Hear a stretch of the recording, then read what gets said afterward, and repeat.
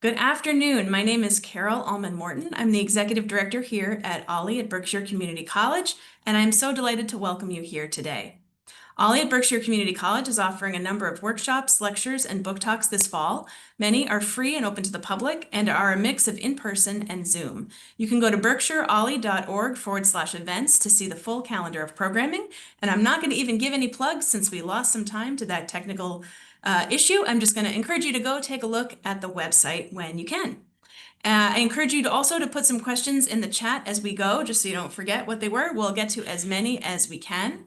And now it is my pleasure to introduce Tom Gerety to welcome today's guest. Tom Gerety taught constitutional law through most of his career. He retired as collegiate professor of law and humanities at NYU. He headed up the Brennan Center for Justice and was president of both Trinity and Amherst colleges. He has law and philosophy degrees from Yale. And Tom, I now invite you to introduce our guest, Aziz Huq. Oh, and Tom, you're muted. Hold on. Wait. Don't forget to unmute. There we go. Perfect. Okay, can you see? Paired with me on the screen is Aziz Huq, a former colleague. Aziz was a very young, recent graduate of the Supreme Court clerkship system, having worked for Ruth Bader Ginsburg. And then I think Aziz had done something else between that and coming to the Brennan Center, International Crisis Group, perhaps. Aziz, is that right? Mm-hmm. And he was one of the couple of people that we hired to start a program at the Brennan Center for Justice on national security. In other words, on the war on terror and its excesses and violations of both morality and our principles of constitutional law. So he and I have been in touch ever since then. I went back to teaching, and Aziz, after a couple of more years, took a job at the University of Chicago, where he's been a prolific publisher. One of the most interesting things about Aziz to me is that he chose to become an American citizen.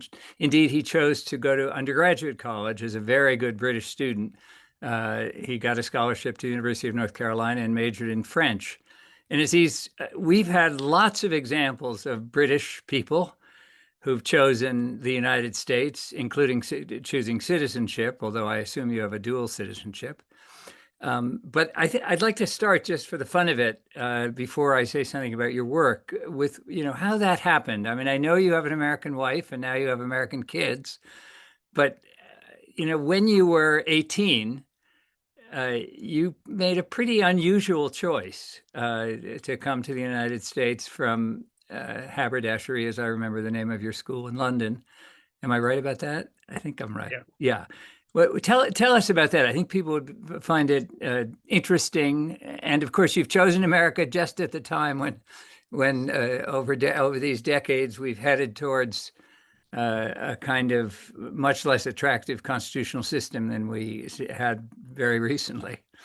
Yeah. Well, thanks first of all to Carol and Tom. Thank you very much for inviting me and having the conversation.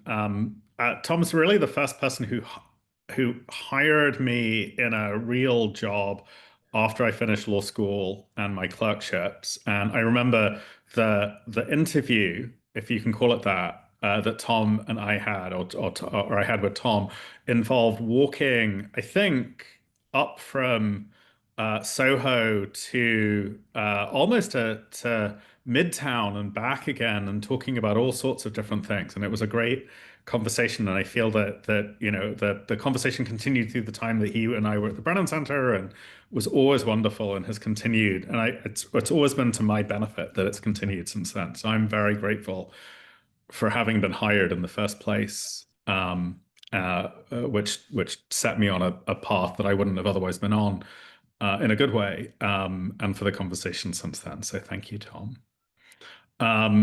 I came to the United States in 1992, having been born and grown up in England and gone to school in England.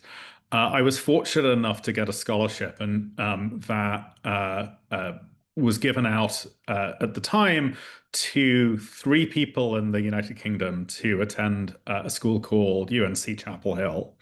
And the very there's a simple and there's a less simple answer to Tom's question, which is, I mean, the first answer is that the scholarship was, an extremely generous financial package, which left me much better off than I would have been even going to an English university. And so it would have been looking a quite significant sum of money, turning down a significant sum of money to walk away from it. The second reason, which I think is a bit of a better reason, is a combination of things. So there were two things that I think persuaded me that it was worth trying. The first was my parents were very much in favor of it. And their argument in 1992, particularly my father's, was you'll face much less discrimination in the US than in the UK. And I think in the 90s that was true. I think then, maybe not post 2001, South Asians were seen as a model minority in the United States and, experienced discrimination, certainly, but nowhere near the scale of discrimination that South Asians experienced in the UK, where they were the numerically principal racial minority and therefore at the receiving end of a great deal of animus socially. And so his experience, having moved to the UK and worked in the UK, I think was informing that. The other incident, which I think actually cuts in the other direction, was that in England you have 3 subjects in your last 2 years of high school, and I went to a very expensive private school, and they sent a lot of their kids, it was an all-boys school, sent a lot of their kids to Cambridge and Oxford. And one day my English tutor calls me in and says, well, I think that you're a Gonville and Keys man. And I'm going to call up my friend who is the admissions tutor at Gonville and Keys, and that's where you're going to apply. I found that very off-putting, and that didn't. Wait, Gonville and Keys is Cambridge? Gonville and Keys is a Cambridge college. Yeah, because people may not know that admission to Oxford and Cambridge is by college, right? You apply to a particular college, yes. Yeah, but it is very much an old. Britain, much more so than the United States, is a society that's organized by networks. Right. And it was certainly true that was a moment that I had access to a network. Not something that filled me with pleasure that I would owe my university place to this peculiarity. Yeah, although you were, I want to say a little more about Aziz. Aziz did extremely well at UNC, as you might expect, and went on to be first in his class at Columbia Law School, and then to clerk for a federal judge, and then for Ruth Bader Ginsburg, where he has had a stellar career, and he has never really fully monetized it the way so many Supreme Court clerks do. So he's always been a bit of a rebel. But I think a career, when you look, I'm sure this is true for you, Tom, too, that if you can look back and think, well, the things that are credited as achievements are really my achievements, as opposed to achievements that come through some sort of peculiar happenstance or favor that somebody gives you, or the fact that you have a certain social or familial status. I think that things feel differently in retrospect, depending upon how you get to a place. And I think I had some intuition early. I don't credit myself as having that much foresight, but I do think that was a moment where I did have a bit of foresight about how I think about myself in time. Before we go to intellectual matter, well, this is an intellectual matter. The juncture where you felt that the principle that your father articulated, and Aziz's parents I think are both physicians, if I'm not mistaken. Is that right? No, my father's a physician. My mother did not pursue a professional career. Okay. And he said to you, there'll be less discrimination in the United States because, as you say, I think it's still true, the largest, most visible minority in Britain would seem to be people like your parents from Bangladesh or Pakistan or India. And I know your background includes some migration by your grandfather before Bangladesh existed as a nation, if I'm not mistaken. But do you count 9/11 as the turning point where you would say, as a relatively privileged American, meaning professionally, fully credentialed on your way to a distinguished academic career, do you count 9/11 as the turning point, or is it some larger turn? I think if you well, let me start to connect this to the topic of today. Yeah, let's. And I think that I don't think my personal experience is particularly telling. I think that there have been two turning points in terms of racial attitudes in the last 30 years that feed into the present moment. One of them, I think, is 9/11. I think 9/11 motivated both a particular style of politics, but also a style of governing that had predecessors, but hadn't crystallized into a complete form, a complex until then. And the second is the Obama presidency, and I think it's a little odd to pair those two things, but the political science data on the Obama presidency, the polling data, particularly the work of a man called Michael Tesler, shows that the Obama presidency was really a turning point in racial attitudes, particularly among white Americans, but not in favor of acceptance. But it was a moment of what, on Tesla's account, was retrogression back toward racial attitudes that had been much more prevalent in the 1970s. And so you do have these two moments that you might think would cut in different directions, 9/11 and the Obama presidency. But in fact, they both amplified certain structures of feeling and difference internally that I think are at play still in powerful ways in the present moment, for example, with respect to policies and attitudes and rhetoric concerning undocumented individuals. I agree. Yeah, and I thought you were going to make the analogy, and I guess we have implicitly, between the Latino immigration in the United States now constituting something like 15 or 20% of the population, and a goodly portion American citizens, but another very strong portion still undocumented, mostly hardworking people struggling to make it, and the South Asian and to some extent Caribbean immigration to England. Aziz has written quite a number of books, and I want to say that the two that have been most striking to me are the one he's working on now, which is on a man who was a lawyer in Germany, and Aziz will tell us more about, named Ernst Fränkel.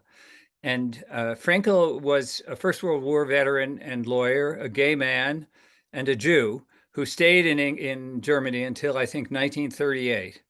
And on becoming a refugee, made his way to the United States eventually, and to the University of Chicago, where Aziz now holds a chair, and published a book translated by a very famous sociologist called The Dual State, a contribution to the theory of dictatorship, really a study in the conceptualization or the understanding of Nazism.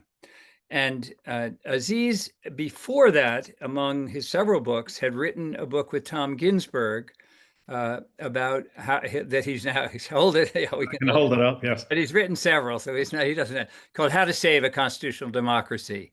One of the best books in a group of maybe 8 or 10 nowadays on how democracies can die, not just by coup, the way we see them in some of the poorer countries, but also the slow death of erosion and a kind of slow subversion of, say, the courts or corporations or law firms, or all of the various things that have been yielding to what many of us would call extortion in this second term under President Trump. So this discussion takes as its target, the dual state theory. And why don't we start there? But I want to put it in the larger context that Aziz, I consider one of the great experts on, which is both how to save a democracy and what sorts of things erode and ruin a democracy. I think there's a kind of leitmotif in all this of the striking, which must have been felt by German Jews and many other Germans, the striking fragility of what may have seemed in their youth, or in my youth or yours, a sturdy, if imperfect, governance and democracy, yielding rather quickly at times, but step by step, in small steps often, like the law firms, yielding to the demands of a charismatic, strikingly forceful orator and power-hungry person, much as our framers, particularly Madison, feared. So let's talk about the dual state, Aziz. I mean, you're the nation's and perhaps the world's leading expert on it. And let's get into it. He's writing a book on it. He had an article in the Atlantic you should all see, but he's now finishing a book on this Ernst Fränkel theory. Well, maybe a way into it is actually by contrasting the account that Tom Ginsburg and I gave in our 2018 book Yes. with the moment or the dynamics that I think Ernst Frankel's idea of a dual state captures. So Ginsburg and I wrote in 2018 a book that surveyed the experience of backsliding democracies across all continents, particularly Latin America and Eastern Europe, but also accounting for India, Israel, Hungary, India, Israel, Turkey, excuse me, and other countries. And drew the conclusion in 2018 that the manner in which movement away from democratic norms occurred had changed between the 20th and the 21st century.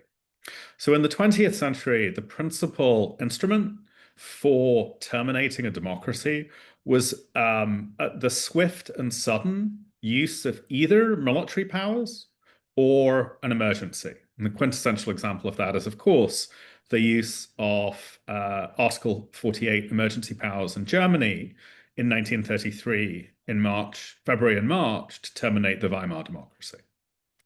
What we saw then was that there were fewer and fewer instances of emergency powers or military coups being used to end a democracy. And instead, what you were seeing was the strategic use of legal authority within the bounds of a constitutional system to eliminate the conditions in which a democracy can flourish, to eliminate conditions in which you can have fair elections, in which the incumbent might win, but might lose, and will leave office afterward peaceably. The range of tools here was very, very varied. And the project of the book was to say, look, here are all these ways that law can be used to unravel democracy from within by inches. And again, the range of those tools is very broad. It goes from the use of libel actions against individual politicians, the decertification of universities, as we saw in Hungary, all the way to gerrymandering or overt or implicit election rigging to ensure that an incumbent does not lose power. So our focus there was on the legal infrastructure of democratic backsliding. And I think it was true until until this year, that what we were describing in that book was the central arm, the central vector whereby democracies were being unraveled.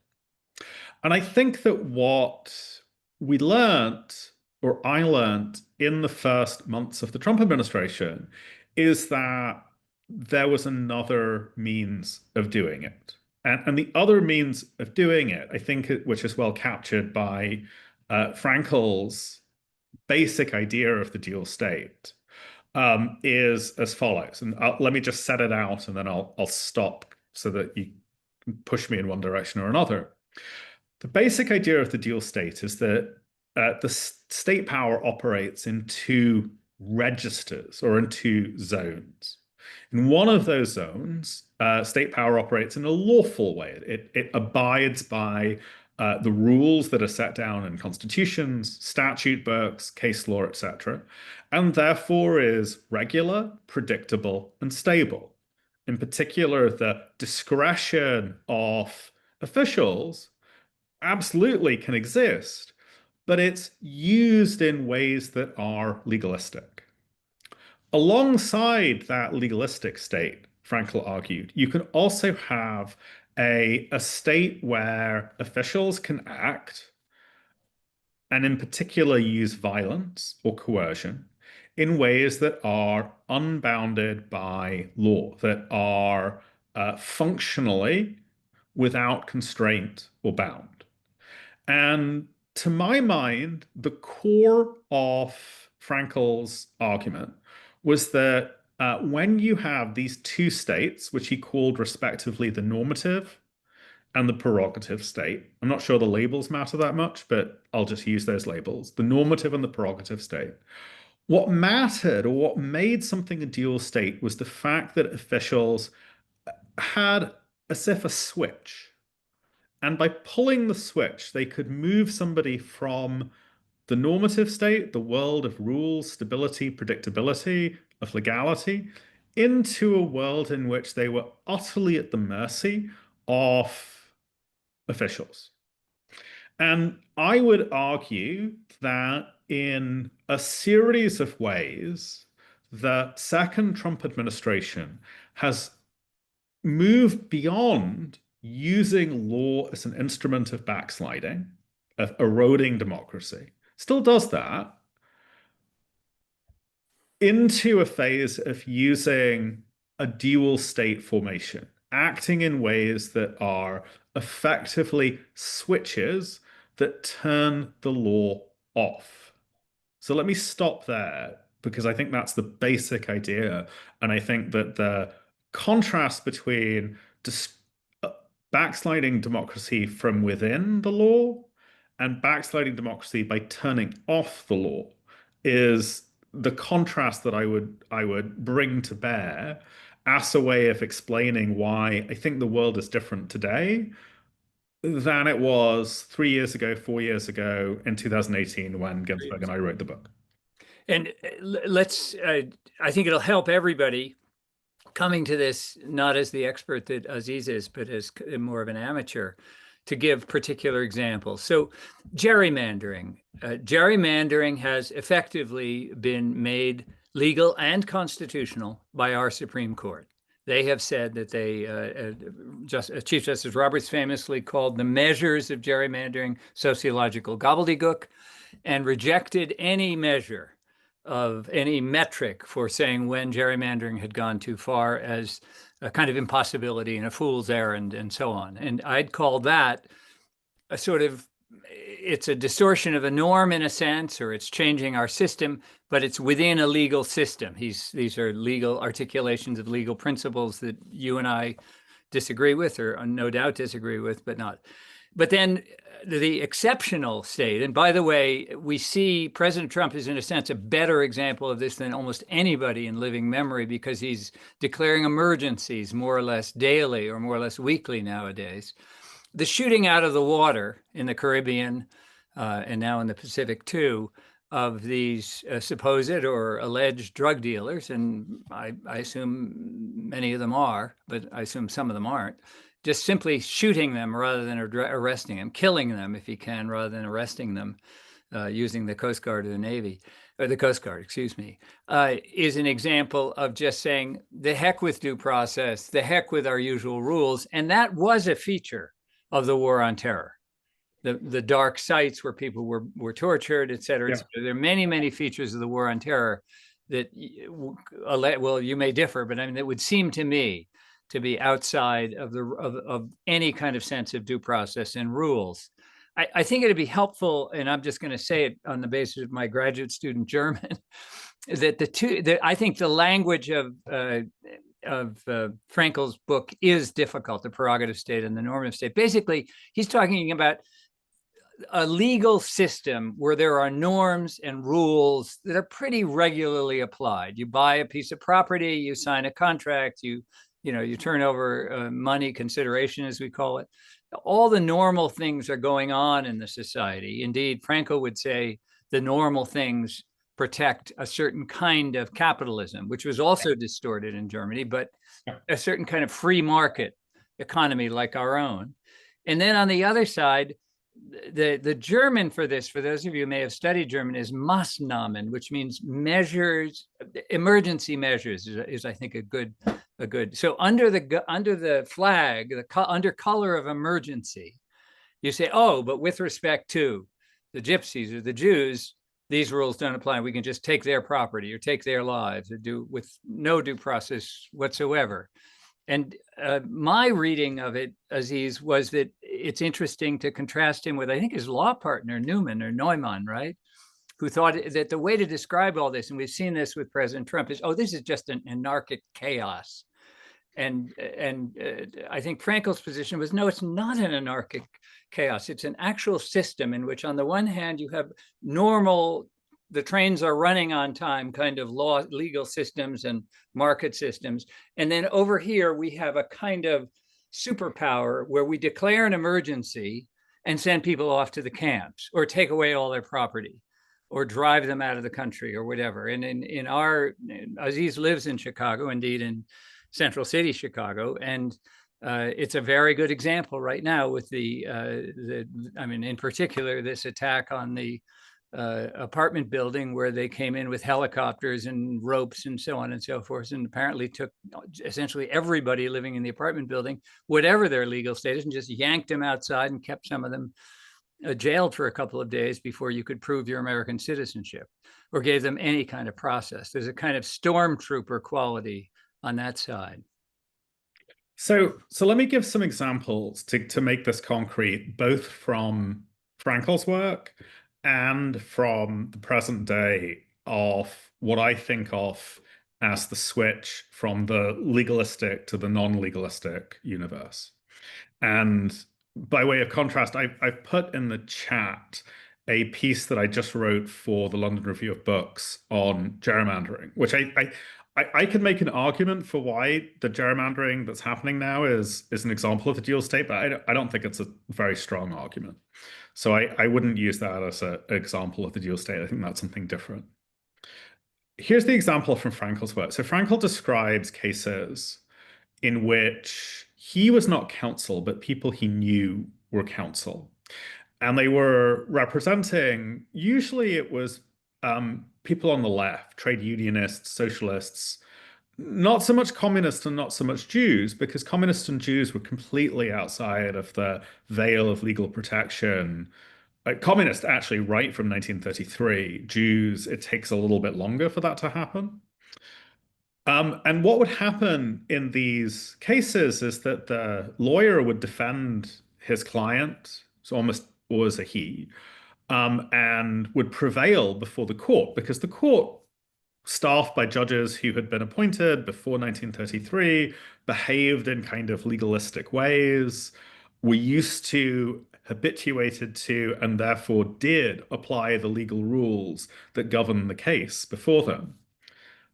The lawyer would get an acquittal for their client, and moments after the acquittal occurred, a Gestapo officer would come into the courtroom, place their hand on the client's shoulder, and lead them off to the camps.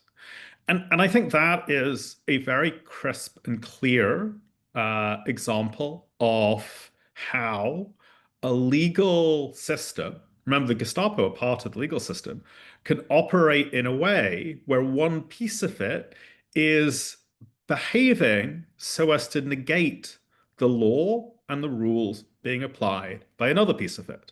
That's the switch from the normative to the prerogative state. How does that find an analogy in the present day? So I think I'd give two broad categories in which I think you can see something akin to a dual state manifesting today. And I call the two categories the kill switch and turning kindness into a knife. So here's the kill switch. There are now a reasonable number of instances in which the government has been faced with an order from a federal court. Often these orders are to do with the treatment of non-citizens, whether the person can be deported, whether they can be detained, where they can be deported to. And the government, in the face of that order, does the thing that the order does not allow. As far as I can tell, the first instance of this was a doctor who was hired by Brown University. They were a pulmonologist from Lebanon. I believe their name was Alawi, although I might be mispronouncing that. Alawi arrives at Logan Airport. This is back in February.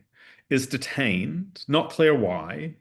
Brown finds a lawyer. The lawyer goes to federal court. The federal court issues a temporary restraining order saying, do not deport her until we can have a hearing.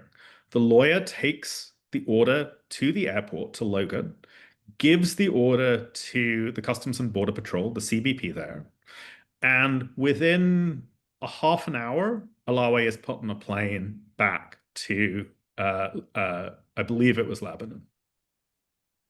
So that's an instance in which an order was flagrantly, plainly, and clearly violated. And those examples have multiplied over time. The most famous or well-known case is a case involving an El Salvadorian man called Kilmar Abrego Garcia, who was deported notwithstanding a court order that legalized his presence, was deported to a place called Secot in El Salvador. Once there was an order from a lower court, amplified by both a court of appeals and then by the Supreme Court, that the government facilitated his return. The government plainly did nothing of the kind, and he remained detained in Secot for almost 2 months. It would be a mistake, however, to think about Abrego Garcia's case as demonstrating the force of law.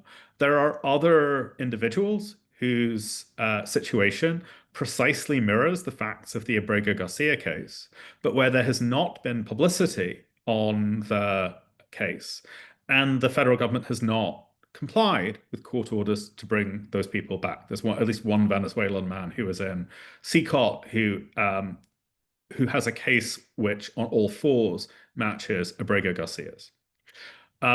This non-compliance with court orders extends to cases involving federal spending, instances in which the federal government is required by law to issue certain kinds of spending.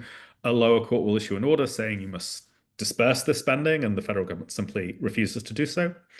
It's playing out in Chicago today, where there is a federal court order that requires, among other things, ICE agents to wear body cams, not to use tear gas. I know that in the neighborhood on the north side of Chicago in which I live in, there have been at least 2 instances in the last week in which tear gas has been used upon people standing around while an arrest has been made, in plain and clear violation of the court order. That's just one more example. So you have many instances in which there is a court order and the court order is flatly violated. That's number one.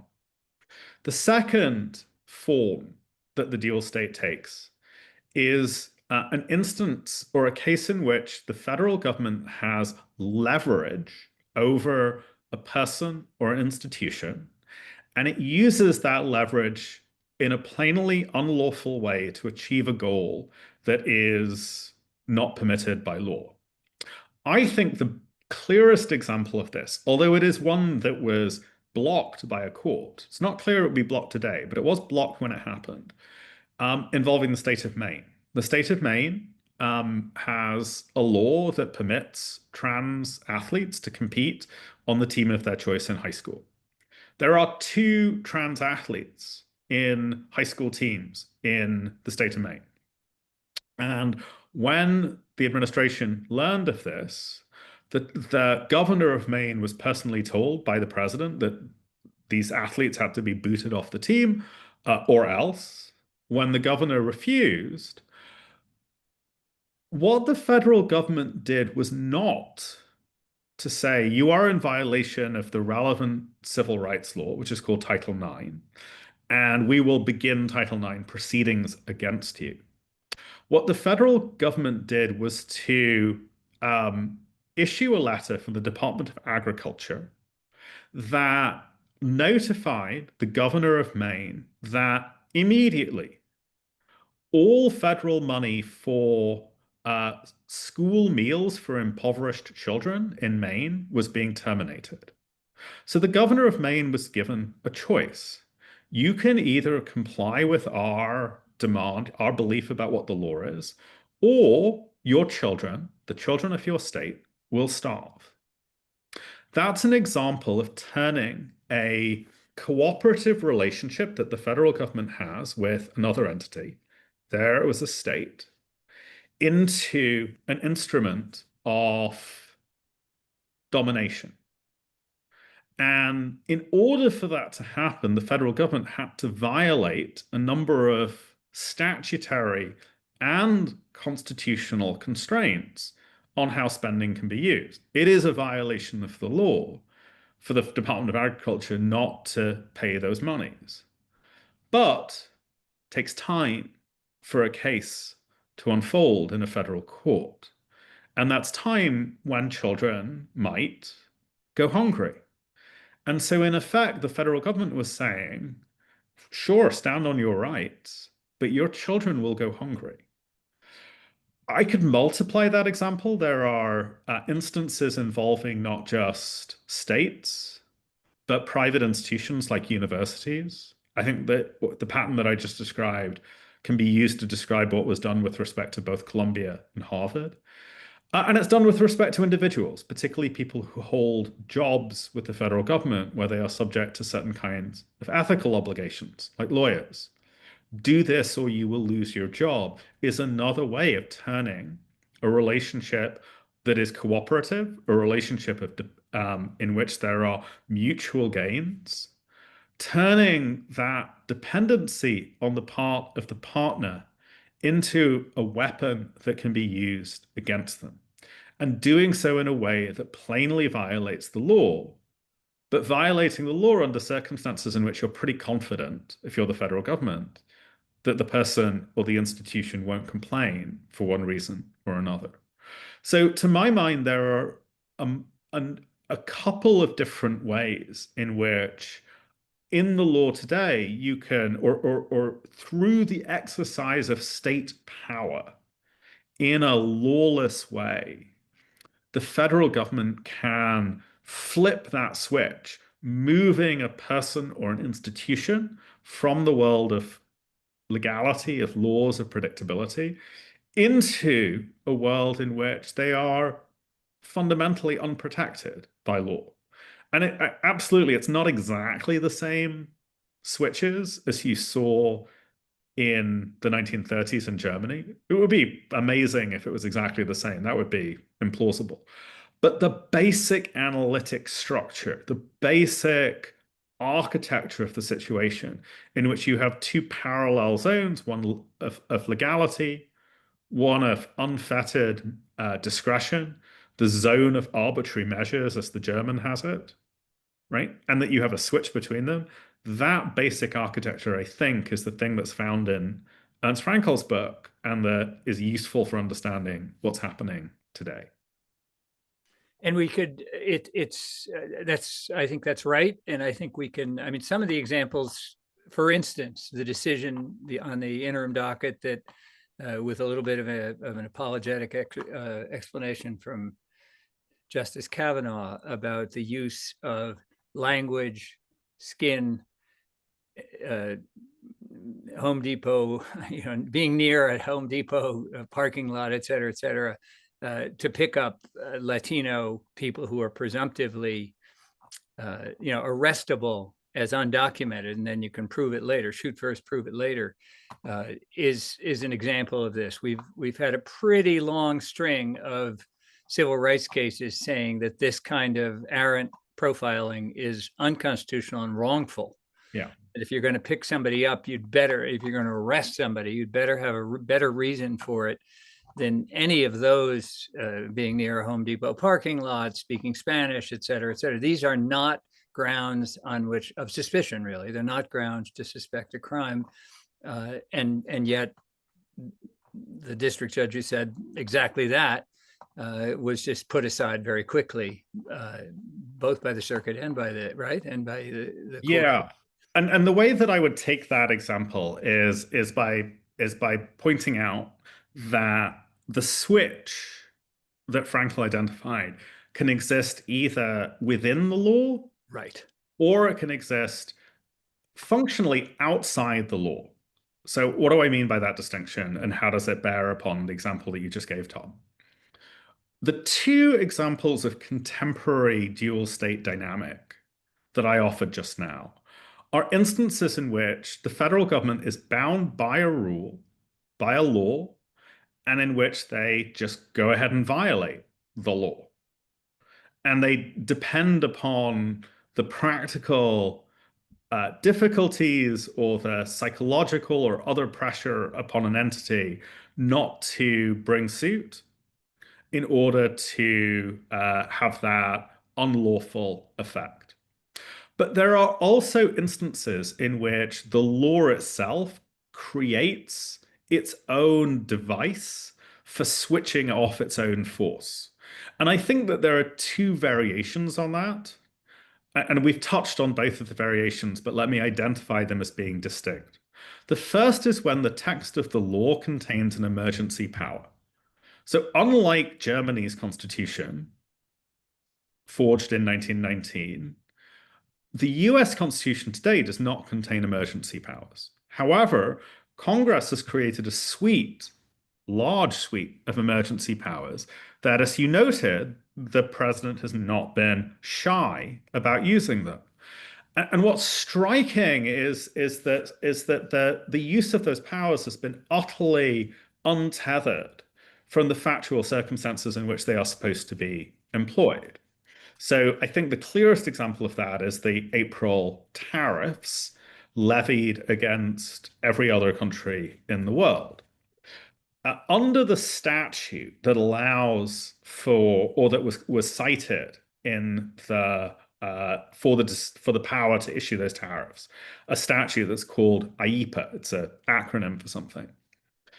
The president is allowed to take certain actions if there are unusual and exceptional circumstances. Well, what was the unusual and exceptional circumstance that was employed to justify the April tariffs? It was the fact that there was a trade deficit. That is, that we are buying more than we are selling to all other countries in the world. Well, we've had a trade deficit since the beginning of the 1970s. We've had trade deficits in goods, at least in some sectors, since the 60s. So this is a state of the world that has existed for nigh on 50 years. Exactly how is that unusual and exceptional? It's not, right? It's a mere abuse of the language to suggest otherwise. So you have an emergency measure being used in a way that is utterly untethered from the underlying justification in ways that essentially dissolve the law that's around that power. So that's one possibility.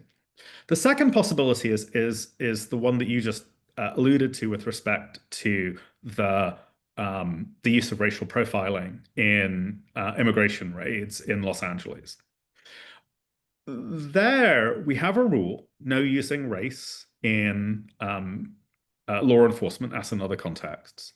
But what has happened is that the court, and it really is the fault of the court here, has weakened the structure of judicially enforced remedies to the point where the right exists on paper, but it doesn't exist in practice. So, for example, in the opinion by Justice Kavanaugh that you're alluding to, Kavanaugh says, well, yes, we don't tolerate racial discrimination, but here are all of these after-the-fact remedies that people can use. They can bring a lawsuit claiming damages.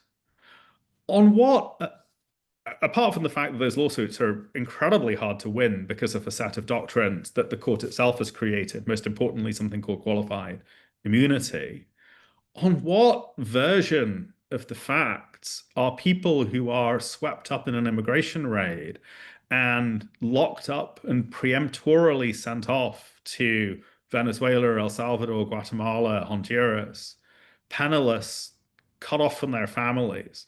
On what version of the world are those people going to say, to bang their fists on the table and says, gosh darn, my priority is now bringing a federal lawsuit for damages where I might get pennies to the pound? It's not going to happen. There are no remedies that are ex post, that are after the fact, given the circumstances. And the court's claim that it's enforcing a legal rule by relying upon after the fact remedies is a facetious one. It's in fact eliminating the substantive legal protection embodied by the rule against racial discrimination by eliminating the only effectual remedies that exist. And if you eliminate the remedies, which the court has done time and time again, it's doing that now, for example, in spending clause cases, Right. You eliminate the underlying rights. And so the switch to move a person from the normative to the prerogative state can be a matter either of emergency powers or a matter of a regime-aligned Supreme Court switching off the law, the law of remedies, or the third option is it can be a matter of the executive simply cutting through and ignoring the law wholesale. Aziz, this reminds me of going down in the cellar of this old house and switching circuit breakers.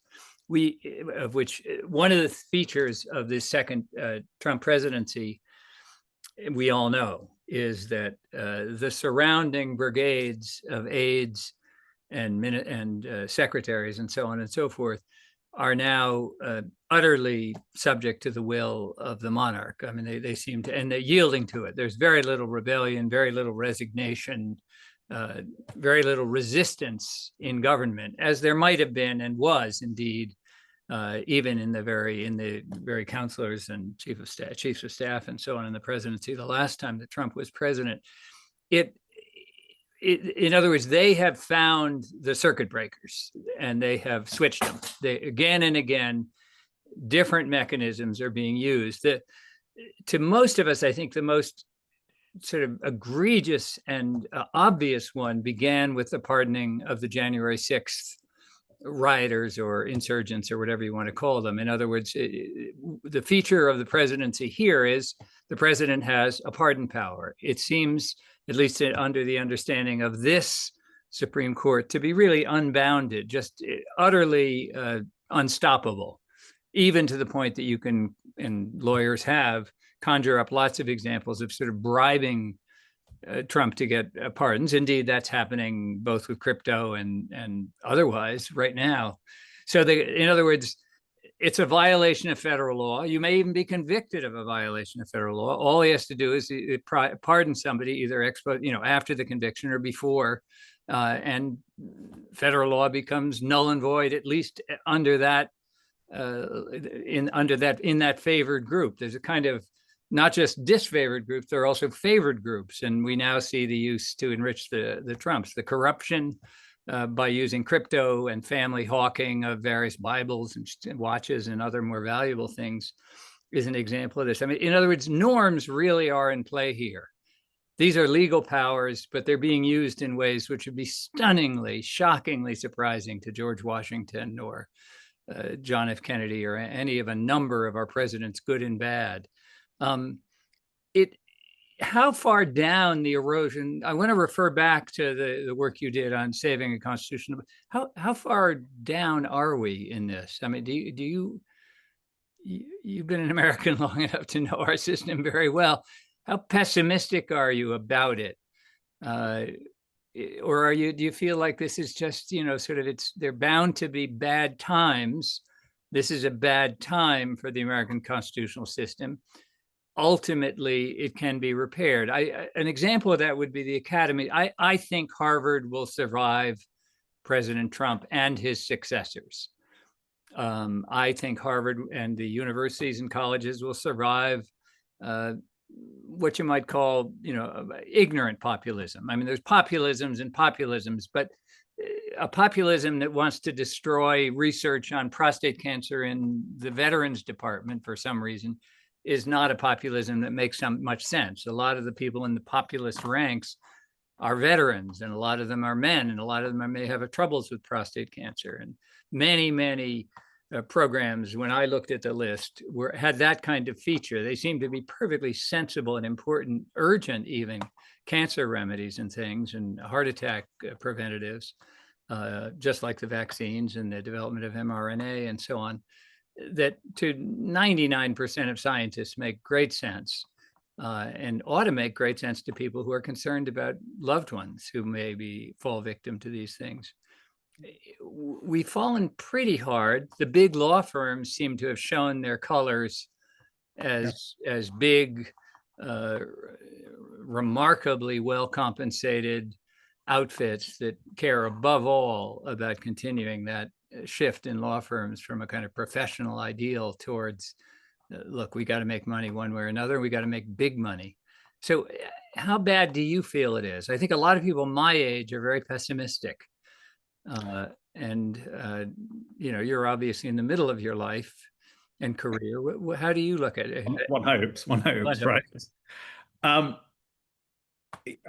Here's how I would think about your question. I think about it as a question, first of all, about what the mechanisms are by which the legal infrastructure of a democracy that's constrained by law, what are the mechanisms through which it becomes unraveled? And I think that there's two levels that we've identified. The first is the failure of internal to the government practices, conventions, ethical rules, or norms of professionalism.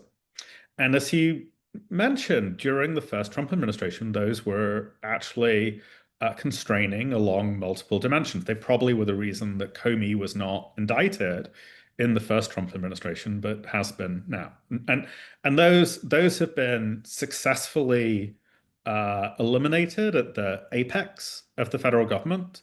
And where there's resistance lower down within the federal government, as indeed it's really important to say, as you have seen with US attorney after US attorney, from the Southern District of New York, where Danielle Sassoon was unceremoniously ejected, to very recently the Eastern District of Virginia, where Lindsay Halligan replaced the career lawyer there who refused to indict Comey or Letitia James, right? So you are seeing resistance at the bottom of the hierarchy, but that resistance can be overcome just by firing those people. So the internal checks called it are failing. And then the second mechanism, which I've alluded to, is the failure of the coordinate branches, the failure of what Madison referred to as checks and balances, that he thought others of the founding generation thought would come from the other branches of government, because they believed that the people in those other branches of government would come to identify with the courts or Congress and therefore act to protect the powers of the courts and Congress.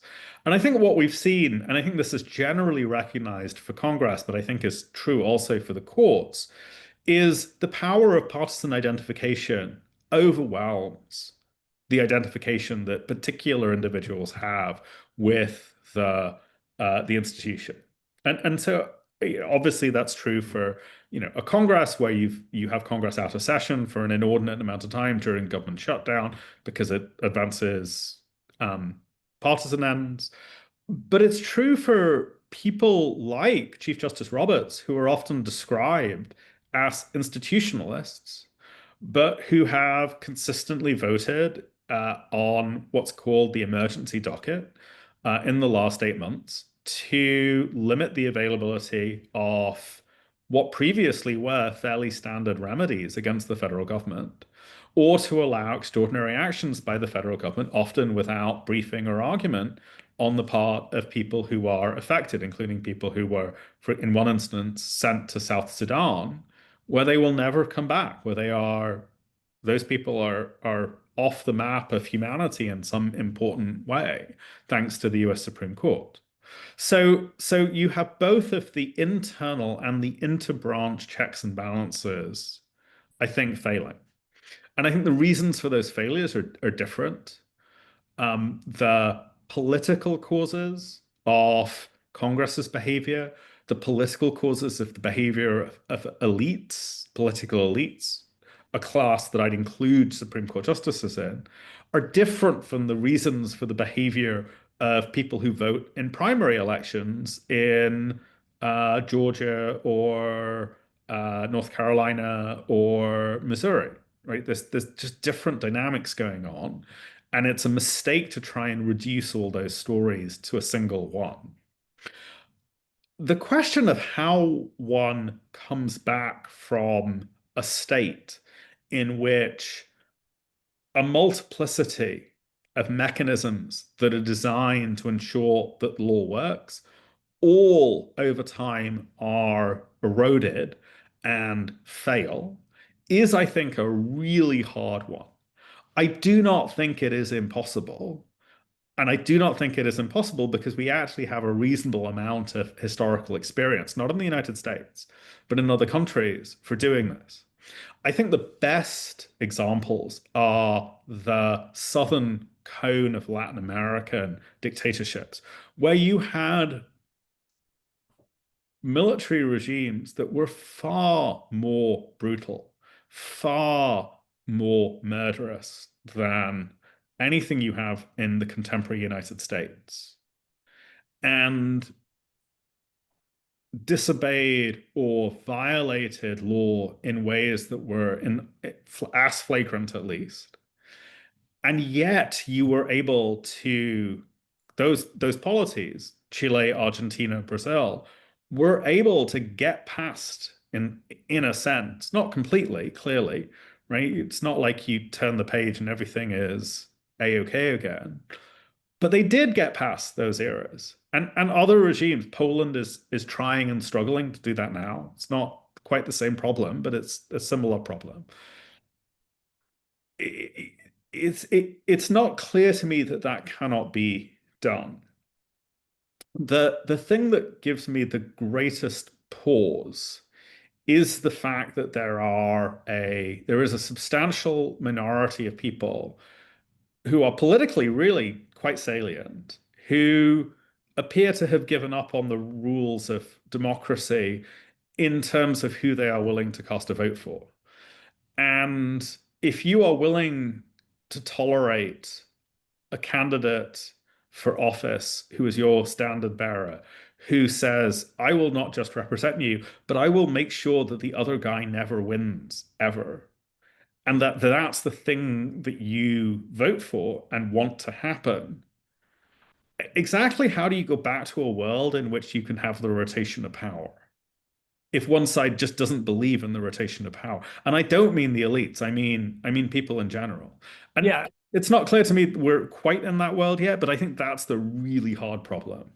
Well, those of us who are in districts that are purple, not to say red, know that you have perfectly intelligent as well as perfectly unintelligent neighbors who will, I mean, this is a kind of anthropological question. Why do human beings at points of frustration reach out for patently unjust and often dictatorial alpha leaders, and along come the Mussolinis and the Hitlers and the Trumps and the Gorings and so on. I often cite a neighbor of ours in Hartford, Connecticut, when I was at Trinity, whose father was an Italian Jew, and who told her as a child that he had heard Mussolini speak, and when Mussolini spoke, the people bent towards him like the wheat in the wind. And that image of just sort of people can be bent. And I think the framers, for all their faults, had an especially acute sense that a demagogue, I mean, you see it in the Federalist Papers by all three of the authors. And I mean, you really see it again and again. They were concerned, that old Socratic, Platonic concern about a demagogue swaying people, swaying the wheat in the wind until they do all sorts of things. I mean, one of the things you touched on here that I think is great is a kind of modern interpretation through professional norms and so on of what I assume Madison and Washington would have been more comfortable calling civic virtue in kind of Republican Roman terms. Well, let's see if there are any questions. And I see there are several here. I can call them out, Carol, as well as you. Here's one from Alan Gelb, who's the founder of Indivisible over here on the New York side of the Berkshires. I'm concerned that a new generation of surveillance capabilities will make defying an authoritarian regime far more challenging. And Alan listened to Rachel Maddow last night, which put specifically about spyware called Pegasus. Do you think such technology makes it easier than ever, Aziz, for authoritarians to be successful for a long time? I think technology clearly changes the stakes in two different ways. I think that the way that Alan is describing is a concern in the future, maybe the near future, but not the way in which I would focus today. So the near future concern is exactly the use of surveillance technologies and then the threat of coercion on the basis of the findings of the surveillance technologies to target repression in calibrated ways. So you're able to silence a small number of people, and that silencing has a disproportionate effect.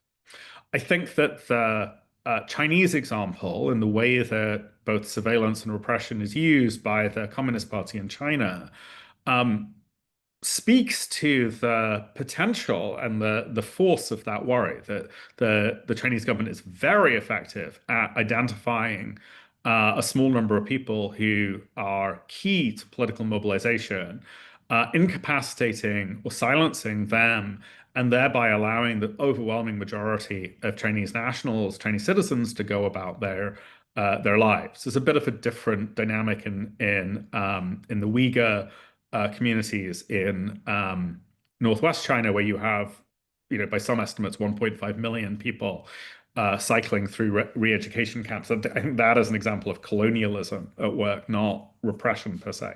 So absolutely, the China example, I think, demonstrates the force of the worry. I think in the near term, however, the concern with technology is a different one, and the example that I would, or the way that I would fit it with what I've been describing, is that I think that firms that are central platforms for our communicative and expressive life are vulnerable to the technique of turning kindness into a knife in a way that makes or in a way that puts democracy as an ongoing concern at risk. What do I mean by that? What I mean is that because there's a relatively small number of media firms, because of the consolidation of broadcast media, because you have this integration between the companies that produce entertainment and the companies that disseminate it, because you only have a certain number of hubs whereby social life occurs on the internet. Right, so you have Facebook, you have Twitter, you have a couple of other places. And because the federal government has a series of ongoing relationships, whether they be regulation or whether they be subsidy, with those entities, it is possible for the federal government to instrumentalize its regulatory powers, its threats, or the threat of regulation in ways that effectively render those small number of communication companies subservient to the government. So I think you saw the most obvious example of this is the effort by the chair of the FCC to remove Jimmy Kimmel from late night TV. But the effort to leverage certain kinds of concessions from CBS with a very, very legally thin threat of a lawsuit on the basis of an interview in 60 Minutes that Kamala Harris gave, I think, is another example. Clearly, the way in which companies like X and Facebook have associated themselves with the present administration reflects the dependency of those concentrated forms of technological and economic power, their dependency on the government, apparent. And I think it is those dependencies, which are a function of how technology shapes the distribution of economic power, that are really important to this moment in time, right? The worries about surveillance, China style, I think are down. They're not, I don't mean to dismiss them, but I think that they're a downstream problem, not a present day problem. Yeah, it's the metaphor you're using, and I don't know if it's yours or if you've borrowed it, but this notion that the kindness becomes a killer, a cut, and the rise of this powerful. We all have read in the papers and in analyses and have perhaps seen up close and personal the way the universities in their scientific side, which has become by far the largest side of every large university you can think of, where you think of it as a liberal arts operation, now conforms, I think, to the image I had when I visited at Stanford as a law professor. And one of the professors said, this is just a huge engineering school with a little liberal arts college on the side. The money, the majors, all of this stuff, even at small places, is tilting very decisively. In other words, the really good students who are super ambitious tend now to go into the technical fields, and the medical schools are, have budgets that are easily dwarf the liberal arts expenditures of a place like Harvard. So this concordat between the government of the United States and the universities, which has made America the great beacon of scientific advance throughout the world, often fueled not just by federal money, but by immigrant genius and intelligence, along with our own people, is something that is a kindness. It fits in a large sense to a kind of, this is a good thing. Now it's being, if not killed off, at least seriously choked by this extortionate approach to say, well, there was some really bad anti-Semitic behavior by some radical kids, therefore the medical school, which had nothing to do with that, will be choked off. And this has happened. I assume Chicago is escaping it. I don't know, but it seems to be happening everywhere, is getting hit in one way or another by this. Let me try and tie in an answer to a different question and respond to that, or build upon that, Tom. So this is, I'm just looking and seeing the chat. Whoever the person is, who's Albert Anderson, who happened to have been recent, asks about, look, what happens if Trump resigns tomorrow, and does this change? I think that clearly the dynamics change, but I think that I think that we are at a moment we're at, in part because of a back and forth, what the philosophy people would call a dialectic between a populace that is disenfranchised and feels alienated for reasons that we haven't really gone into, and a leader who is willing to channel that in a certain direction. And had you not had a figure like Trump come along, maybe it could have been channeled in a different way. It's hard to know. But clearly the people at the head matter, but also the underlying dynamics matter. And even if you have change at the top, the underlying dynamics can remain the same. And here's how that connects to what Tom just said, which is, take the universities. So the universities have been the beneficiaries of remarkable governmental generosity since the 1920s. Late 1920s is when it starts. And through that generosity, have built enterprises, the University of Chicago is no exception, that are world-class scientific research enterprises. And the deal has been the university facilitates the economic growth and the military power of the United States, Military power is a very big part of this that everyone would have recognized in the 30s, the 40s. Remember the Manhattan Project, and through the 50s. Sputnik is the thing that drives money from the government into the universities from 58 onwards. The deal was the universities would make the nation strong and rich, and in exchange would get to flourish in the way that they that conformed to an ideal of academic independence that actually long predated when federal money came in. And once the federal government turns around and employs that cooperative relationship as a knife, why should any university believe that the money coming from the federal government will ever be capable of being taken without the risk of a betrayal of a similar scale reoccurring? Once, and I'm sure that everyone listening knows this as a matter of their own personal relationships. You all know that once you violate someone's trust, or once somebody violates your trust, it doesn't come back overnight. And the process of rebuilding trust is immensely difficult at the level of two human beings, let alone at the level of complex institutions.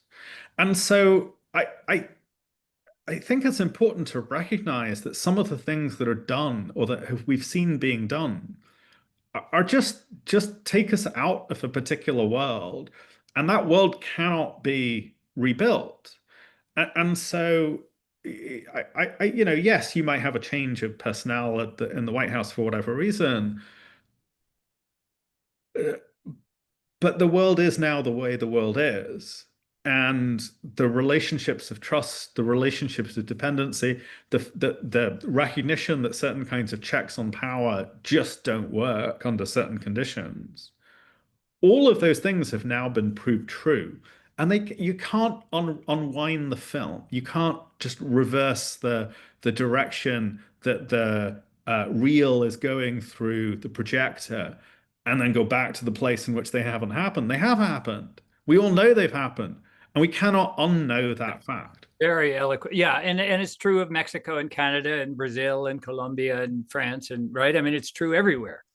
Once you've turned on them, and in the tariffs matter, have turned, sort of made them bow to you. There's going to be a wariness going forward. We've heard Carney in Canada say again and again, this is a fundamental change. We're not going back. It reminds me of the great speech in the Irish Parliament after the Catholic Church's scandal, when the Taoiseach stood up and said, "Never again will Ireland be subject to the priests," and so on, in the way that Joyce so eloquently described it in Ulysses and elsewhere. Are you pretty hopeful, though? Do you think that we will get out of this without a kind of semi-permanent fall into a really much less fair, much less due process committed, much less successful? I mean, it seems to me that one source of optimism is that Carville notion that Trump's economic policies are likely to crash very hard on the very people who voted for him, just as the medical. And this could. I'm not a political prognosticator. I'm going to mispronounce the word, phosophilist. Somebody who makes predictions for a living. I don't do that. I don't know how to do that, and I'm not a politician, and I'm not in touch with why people vote or don't vote. And I used to say to Aziz, why don't you go back to England and run for parliament? You do really well. Well, not these days. So I don't know what the politics are, and I don't know how the politics play out. I think that there is a kind of, is the glass half full or is the glass half empty implication in what you're saying, which is, on the one hand, the glass is half empty insofar as once the norms have been shattered and we've shown that they're not really norms, you can't just go and pretend that they're norms again. So that's the downside. The upside is Well, now we recognize that the norms don't work in the way that we think they do, but we have a chance to rethink them, and we have a chance to do some like really hard reflection on exactly how do the values of shared prosperity, of decency, get translated through law, through constitutions, and through society. And I think what I would say is that I see on the what you might call the economic populist left in politics willingness to think imaginatively and think creatively, sometimes in ways that I think end up in the wrong place, and sometimes in ways that end up in the right place. But there is a kind of recognition that the old model is broken. We need a new model. I have not seen that among the lawyers and the people who think about how government works. And I do think this is a moment in which creative legal thinking, creative thinking about the systems that we're embedded in would be really useful. And I'll criticize myself for a second and say, gosh, Huq, if that's right, you shouldn't be writing this book that is basically a critique. And I think there's something to be said for that. I think in some ways I'm not quite doing the right thing.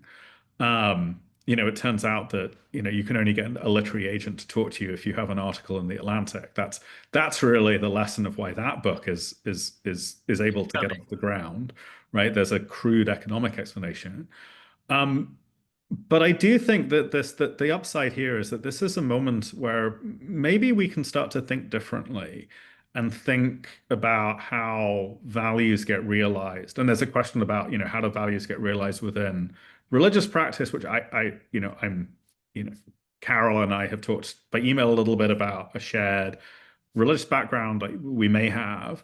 But I'm not in any position to tell people how to organize their religious practice. But I will say that maybe this is a moment at which thinking creatively about those questions is really important. And, it's rendered more difficult by the fact that, to speak for myself, I have to worry about, my older kid who could be mistaken for being Hispanic, walking around our neighborhood when there are ICE agents. And that's something, there's the immediate worries of the moment. But if you can get past the immediate worries, there is this moment where these certainties have become cracked open, and maybe there's a space for thinking creatively. An irony for me is that I believe that the Trump policies will hurt the very people who have put him in office, and that they're, to the extent that their resentments and disappointments in life have led to this anger and grievance. I don't see it. I see it possibly burning out, but I don't see it being cured. I don't think rural America I think the problems of rural America, and I live now in a kind of rural America, albeit one that's exurban to Boston and New York. And I do think there's the deep structure of the anger and grievance, which interestingly is felt all over the world, seemingly. I mean, there's authoritarianism rising everywhere we look, as Tom Ginsburg, your co-writer in so many efforts, has said. Kenneth Ross, you may have noticed, this has several comments ending with, "This is like a horror movie. This is terrible and scary. You two guys make it sound like things are terrible." Well, it's there are clearly some terrible things that have happened to those of us who perhaps idealized the American democracy and the perfectibility or the improvability of American democracy. And most of us in constitutional law, I think, grew up with that, with a sense this is a system that can really be improved. We've been caught a little by surprise by the anger and grievance and how destructive it can be, even of the fates of the people who need it, the rural Medicaid and so on. Yeah, and I think that we're now getting into issues that I cannot speak to with any authority, but the question of what how do you organize a post-industrial economy in which people have a meaningful kind of access to jobs which give them dignity and a decent wage, is not clearly a problem that any advanced democracy or anybody has solved, right? Maybe it turns out that we're moving into an age in which it's easy enough to grow and to make things that it's not really clear how a significant portion of the population fashions a working life with dignity. And that's a really hard question, which I have not seen a persuasive answer to. And if anything, what I understand will be the effect of new AI technologies on the lower end of the white collar labor market. The problem's just about to get much, much worse than it was even a decade ago. And so there are economic problems led upon, as Ed Lane notes, there are cultural problems, or there are cultural tensions, and they're led upon problems of political structure, they're led upon problems of legal structure. And absolutely, it's hard at some points to kind of figure out where to start in these, but without collapsing into what I think is ultimately the not particularly useful word polycrisis, which gets used a lot, as if it's an analysis where it's really not. Recognizing that there are multiple things going on at once and you kind of need to toggle between them to understand the moment, I think is really helpful.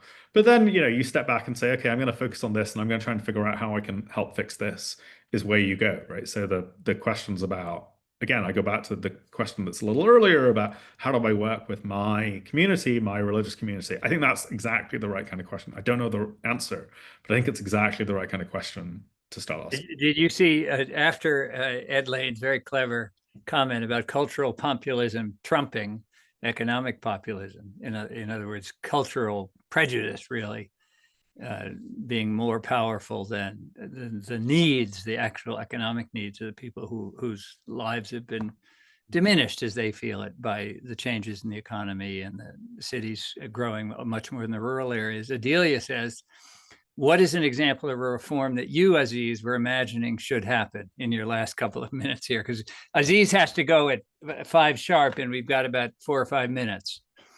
Well, one thing that I have been thinking and talking to people about, which is very, very immediate, is at the moment it is if a person who works for your state government violates your constitutional rights, you can go into court and get a remedy. If a person who works for the federal government does it, you cannot at the moment go into most state courts. What is not well understood is that in theory it should be possible to do that. It's just been an assumption that you can't.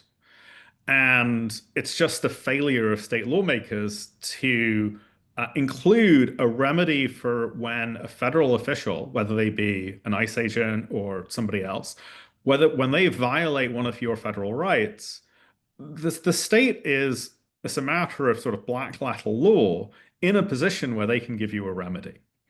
And I have been urging people in a number of different states to amend their laws so that when, in particular, ICE agents are deployed in a place, there are at least on the books remedies for clear violations of people's constitutional rights or their state law rights.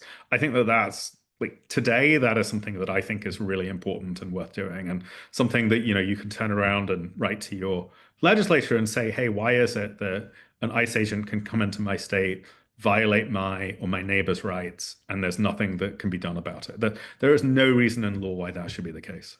If the states step in. The states need to amend their... Everybody should understand the supremacy clause. I mean, California in particular has talked about actually punishing ICE agents. Right. They cannot do that under the supremacy. No, that's not true. That's not true. Or you feel they can? No, that's not true. They can, and there have been cases against. So let me give you an example. Yeah. The city of Evanston, near Chicago, has what seems to be an unofficial policy of ticketing every ICE vehicle they can find. And that results in, potentially very large fines for people who are using these vehicles. And that's the application of a generally applicable state law to a federal official. There's nothing on the books that prevents ordinary tort or traffic or other regulatory laws from being applied to officials. And where an official does something that is in violation of the Constitution, when they act outside of their powers as a federal agent, the state is, as a matter of black letter constitutional law, able to both criminally punish them and to impose damages upon them. Don't I remember? Now, here we don't have time to ferret this out. I'll do it afterwards. But don't I remember a postal office truck being ticketed many years ago and going all the way to the Supreme Court and them saying, well, you can't exact this fine from the feds? No, there's a case from the 1880s called In re Nagel, which is about California applying criminal law to somebody. And the court says you can apply the criminal law if the agent acts beyond the scope of their powers. Frolic of his own, yeah. And the scope of their powers has been interpreted relatively broadly. But where you have agents doing some things that are plainly unconstitutional, they're clearly beyond the scope of their powers. And there's lots of that happening now. So I think that those are actually easy cases. Well, that's a great reform suggestion responsive to Adelia. And I yield to your savvy and smarts, although I'm not sure in the actual playing out of this if it'll work out entirely as you hope. But I want to thank you for doing this and sharing your scholarship and as well as your savvy and intelligence here. And I think you're a great American, and we're happy to have you aboard. Thanks so much, Aziz, and thank you all for listening in. Yeah, thank you very much for the. I wish I could get all these people on the line to applaud you. Thank you both so much. Have a good one. Take care. Bye-bye. Bye.